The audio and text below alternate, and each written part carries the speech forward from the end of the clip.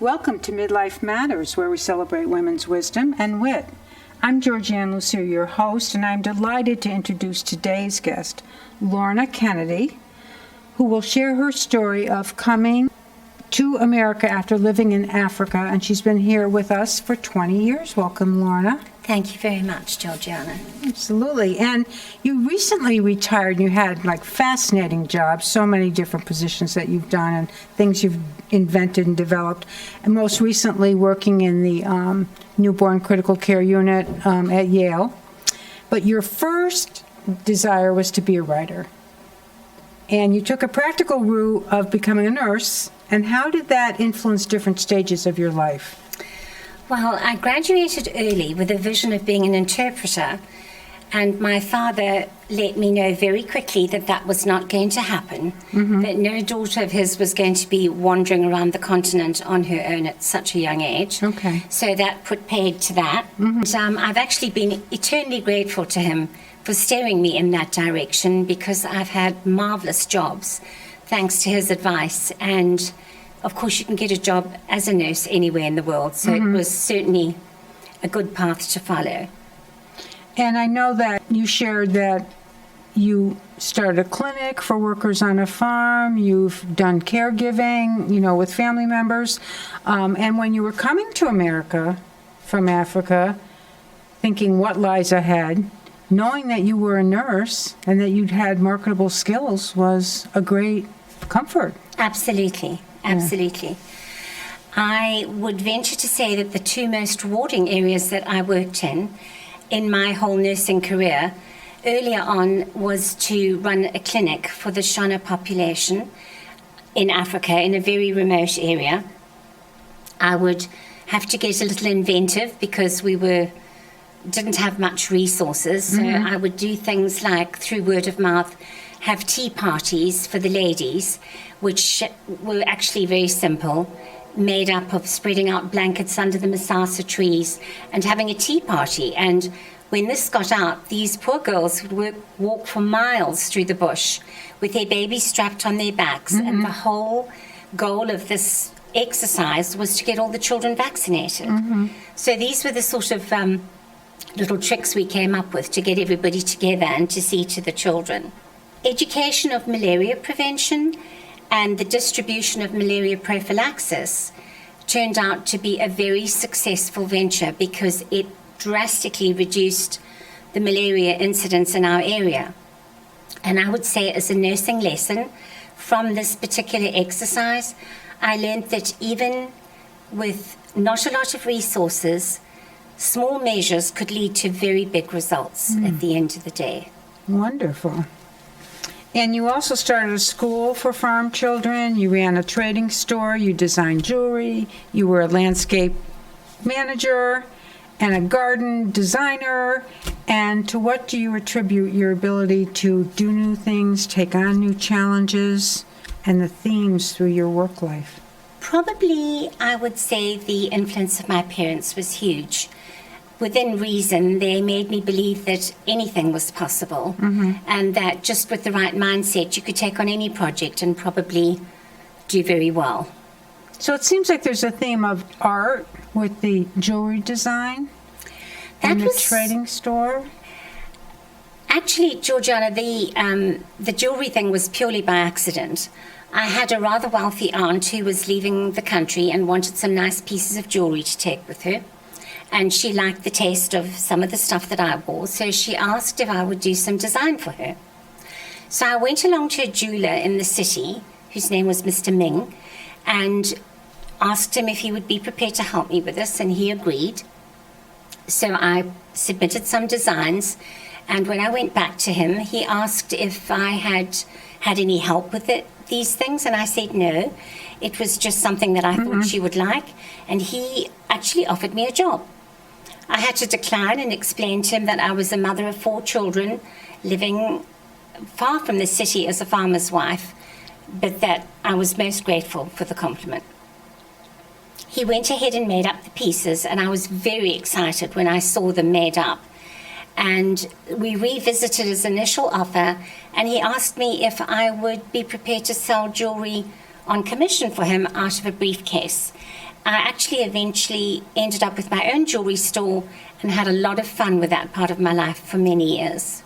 And you had a trading store, too, which enabled you to get out and travel a little bit at a stage in your life. It did indeed. That was actually my mother's brainchild. I was saying to her that I would so love to travel and indulge my love of art and museums and that sort of thing. And she said, well, not to worry, we'll think of something. And about 2 mornings later, she arrived at the breakfast table and said to me, I've got it. She said, if you opened a trading store in this area, you're so remote, if you made your prices fair and gave good service to the locals, you'd get a lot of trade. And that way you could save up and you could travel. And she said, I would fly up and look after the children while you were away, and off we went. I opened it, it did extremely well, and I traveled the world for about 10 years on and off, and got to see all the marvelous museums and art galleries across the world. I had a very supportive mother. I was very fortunate. Oh, that's wonderful. And how would you compare that type of work with the other theme in your work, which is nursing? Like I said, I have worked in very different positions in nursing. A complete juxtaposition, of course, was Africa, working in a clinic with nothing. Believe it or not, when I came to America after university, I was offered a job at Duke Medical Center in Durham, and I ended up taking my first position in the NICU. Well, the very first thing I realized was the power of money and how far that goes towards being able to give fantastic treatment. All the equipment, there was no barriers here that we had to put up with. I loved that part of my career, and it taught me tenacity, the way that the staff and the parents never gave up on these children, no matter how sick or how fragile they were. That's really, I'm sure, a job that has a lot of emotional drama or current running through it. You're doing the clinical work and you have these parents and...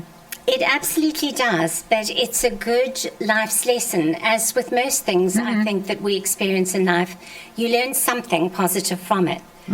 And in this case, I learned to, in my own personal life, and pass this on to my children, that when you think that something is an impossible barrier in front of you, to step back and actually ask yourself, is anybody going to die? Is this going to change my life completely? Or am I perhaps just overreacting a little, and let's just get it into perspective? And it's been a very good lesson, I think, for my entire family, and I like to try and pass that on to other people. That's great. So let's talk about your early life in Africa, where you benefited from having a very loving family. You've already talked about your mom, and education and the beautiful African surroundings, right?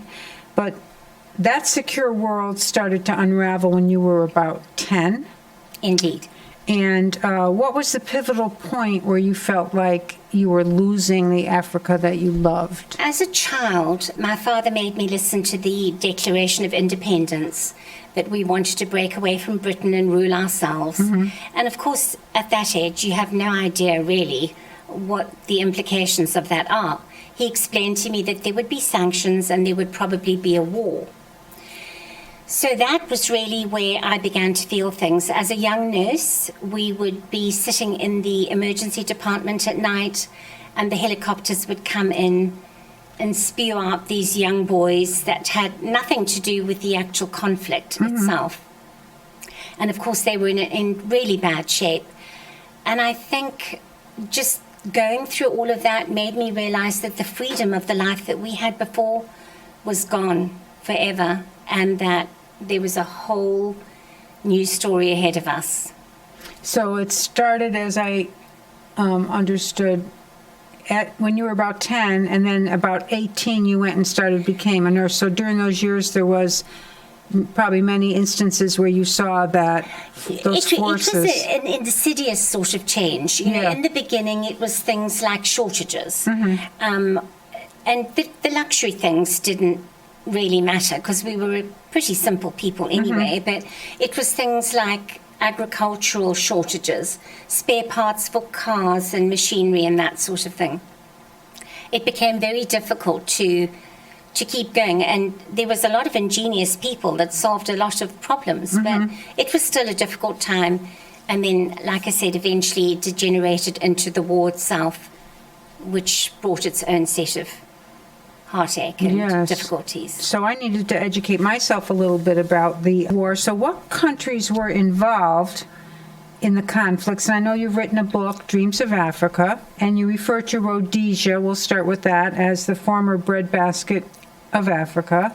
Yes. And it's also called the nation that no longer exists, unfortunately. Yes. And so what countries were involved in the conflicts? It was between 64 and 79. There was a lot of countries worldwide that sympathized with the independence, but it was viewed as a racial war, which is a rather sad thing because that myth has been perpetuated for years. And in actual fact, by the end of the Rhodesian War, the black Rhodesian soldiers outnumbered their white counterparts 2-1. Their lives were changing too, and these people were not blind. The whole problem with the attraction and the reason the war started is because, unfortunately, in this case, Russia and China, as they rather often do, look at the small countries and what they can gain from them by getting involved and getting their foot in the door, so to speak. Now, Rhodesia, Zimbabwe now, is very rich in gold and diamonds and uranium, and so that was basically the trading point. So a lot of people in power, not necessarily the ones that had the good of the people at heart, were approached, and so the deal was, we will train and finance the war in exchange for mineral wealth when everything settles down. So that, unfortunately, as in many cases, was exactly what happened. And for anybody that's watched the movie Blood Diamonds, they will absolutely get the picture because it's a similar parallel. Okay. You had family members that owned farms. I know it was very poignant when I learned that you had an uncle, right, who had a tobacco farm. I did. I came from a farming background. My grandfather and grandmother came up from South Africa as settlers and bought a very small little piece of property and then worked for years and had their family and expanded. And their sons and daughters went into agriculture. So we had a big farming family. The Land Acquisition Act came into being, and the government literally just took the farms and gave them to people in power. If you Google this, you'll see that it'll talk about financial compensation. Well, that actually never happened. They're still discussing it. It kind of reared its head again 2 years ago, but nothing's happened. Speaking personally, our farms were taken at gunpoint by representatives, and you had 2 hours was the standard, and you could pack up anything that you could take, and you had better be out of there because these people were armed and they were not fooling about. And didn't you lose your uncle? Wasn't he killed? That was the very sad part because there's no blame. The local people that worked for my uncle, the terrorists used to come into the compound and do anything they wanted to get the information. And so one morning when he went, my aunt was actually baking for the church bake sale, and she heard him going out to go and open the main gates, the security gates, and he was gunned down at the gates. Terrible. And the sad part of this is that our workers were not paid and they weren't looked after. There was all these promises were just empty. The free education, the free clinics, that everything was going to be marvelous. And of course, at the end of the day, there was no such thing. They suffered, and they are still a country where they have dreadful unemployment and poverty. And so it's a case of the rich get rich and the poor get poorer. And so what year was that? About 1980. Okay. Here we are 40 years later. It doesn't seem like those goals were achieved or came to fruition. We can look across the world, and I mean, we're not the only ones that suffered. There's a lot of small countries, African countries, European countries, A deal is made, and that's how things go. And unfortunately, one just has to hope that the people left behind can do their best for those that are less fortunate than themselves. Tell me about how the war and all the basic decline or shift in the relationships affected businesses. As you mentioned before, we were known as the breadbasket of Africa. It's an incredibly marvelous climate with very fertile soil. So there was great exports of tobacco and corn to a lot of African countries, but internationally as well. And of course, once the farms were handed over, some of them, of course, did well. I'm generalizing. You can't say it's everybody. But for the most part, they sold the machinery and just kind of lived the life of Larry. And people weren't looked after, they weren't paid. And so agriculture literally fell apart to the point where it was almost at a complete standstill. It is slowly getting better. People have realized that it's insane to pay these kind of prices to import things to look after the country.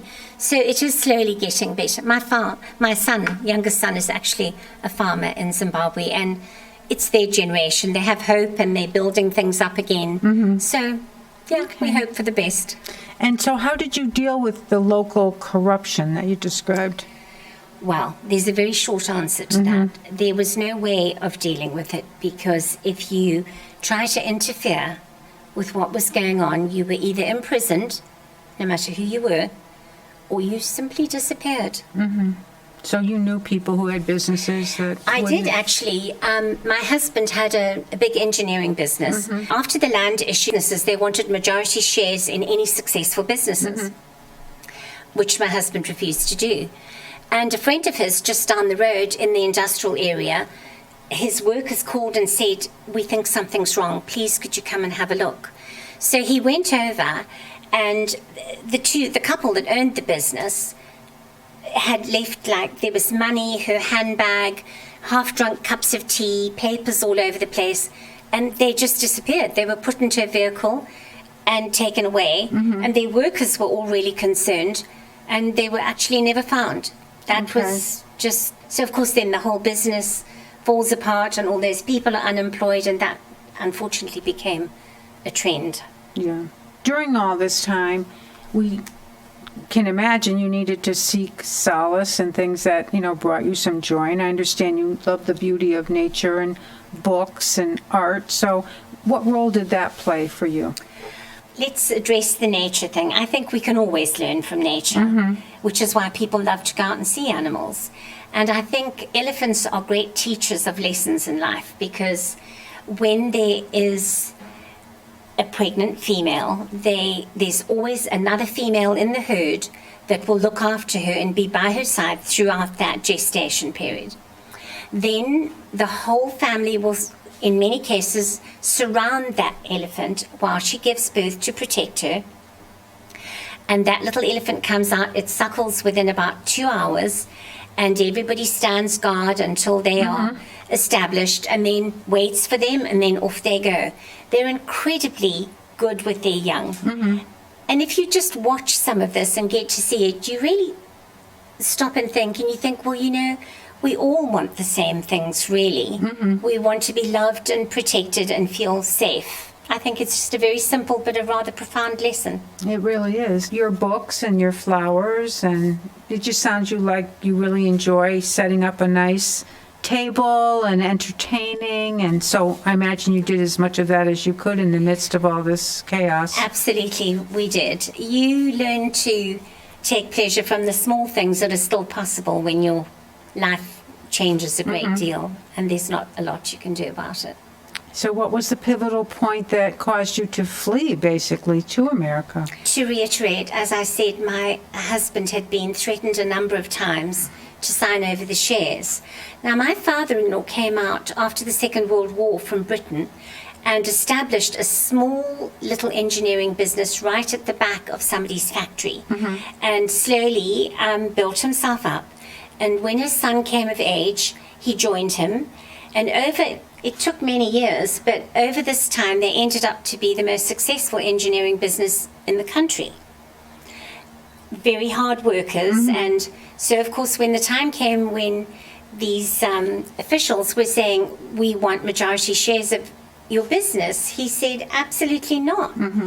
My father and I worked our whole lives for this. We're not just handing it over. So he was beaten up with the butt of a pistol and threatened and said, you know, we'll be back. And this happened a couple of times. But the one evening he came back and he said, lock up the house and I need to talk to you. And we sat down and he said, so they came back again today. But this time they said, we know where your wife works and we know where your children go to school. And they just left it at that. And he said, this is it. It's not worth our lives. We have to get out of here. That was actually, we really had no choice. And so you left without really sharing that news with hardly anyone. You had to keep it secret. We knew that there were strange cars parked down the drive with armed people, and they were watching us. But it's amazing the people that will step up and help you when you are in a pickle in life. People we barely knew would offer for us to stay at their homes for a night. We moved around the whole time so that we weren't in one place too long.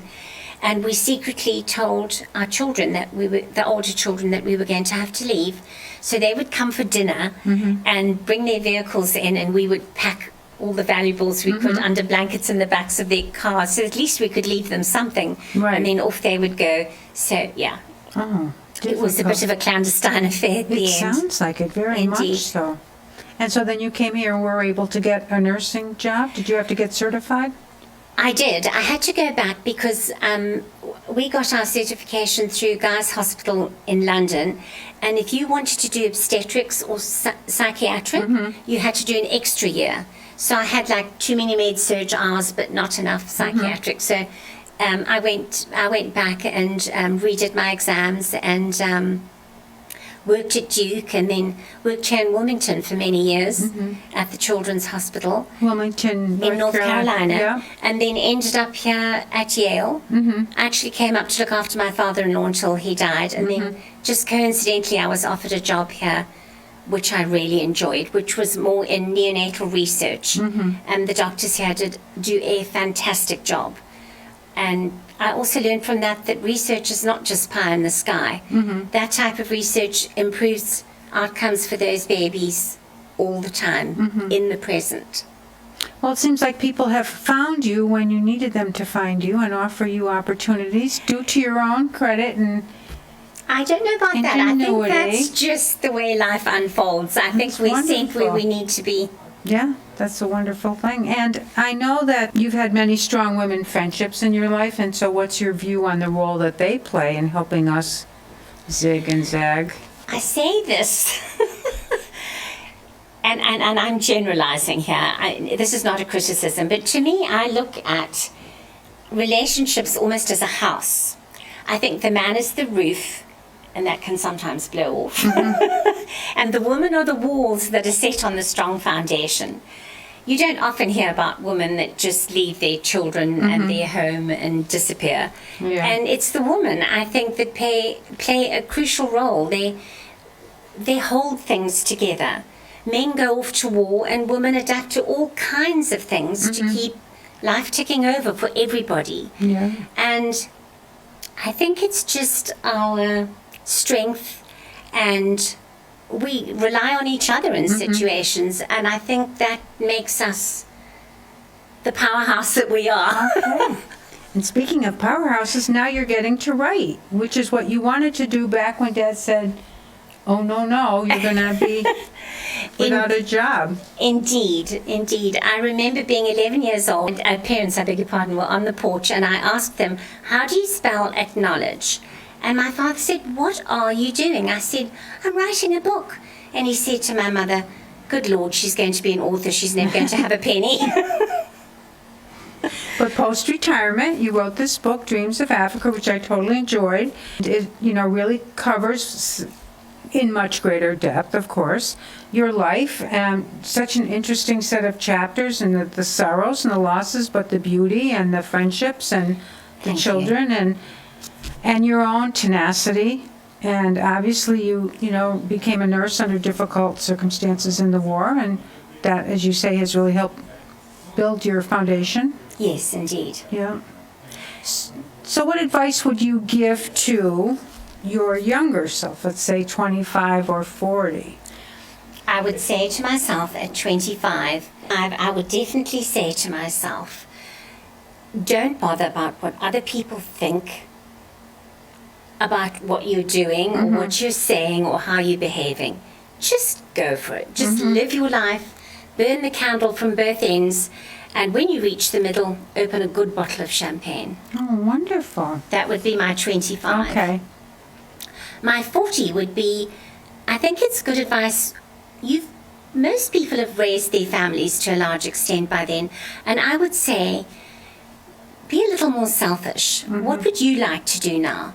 Because with the right attitude and energy, I think you can achieve almost anything. That's the time to reinvent yourself, if you like, or just do something to please yourself, not necessarily everybody else. You've done your major part of your job by then. Wonderful. Okay. And do you have a favorite quote? Oh, I do.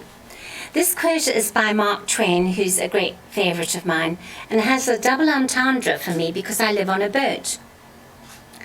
20 years from now, you will be more disappointed by the things that you didn't do than the things that you did do.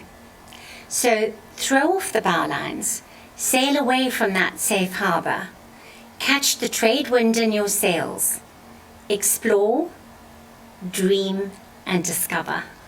wonderful. Thank you so much. Thank you, Lorna. And please Thank you tune very in much, to hear Georgiana. other fascinating women on future episodes of MidLIFE Matters. I'm Georgian Lussier, your host, and thanks so much for joining us.